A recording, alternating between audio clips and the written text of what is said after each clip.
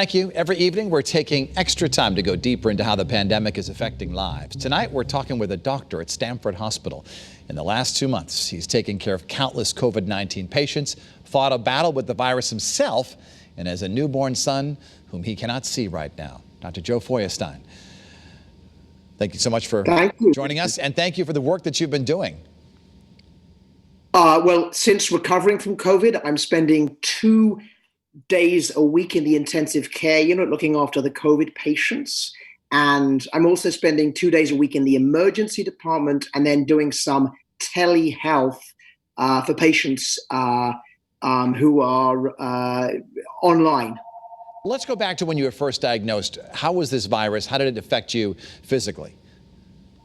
So when this happened, I got it actually extremely early. I got it in the beginning of March. I was probably one of the first people. And to begin with, I wasn't honestly very impressed. It wasn't more than, a little bit of feeling unwell. But then what happened is after a couple of days, I became acutely short of breath and ended up in the emergency room twice. And my COVID diagnosis was actually made on the CAT scan that showed that I had a viral pneumonia. The virus had gone down into my lungs.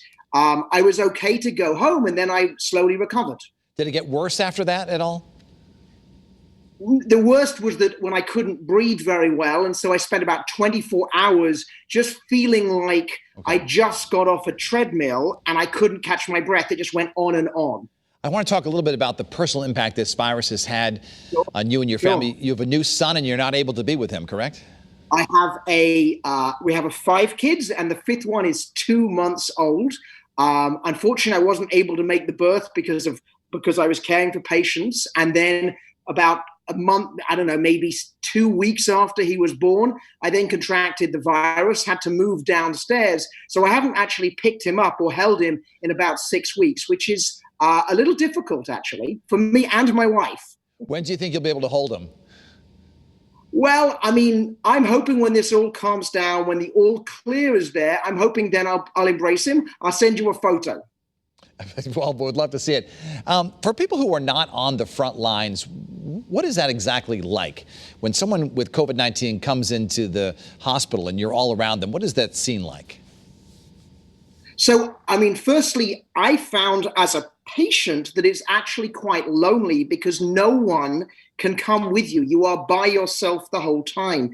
And the care you get in the emergency room and in the intensive care unit is very compassionate with the respiratory therapists, the nurses, the CNA, but you don't have your family there. You can Skype them, you can talk to them on the phone. It's a lonely experience. Your story is remarkable, Dr. Joe Feuerstein. Thank you so much for being with us. We appreciate it. Thank you. Take care. Stay healthy.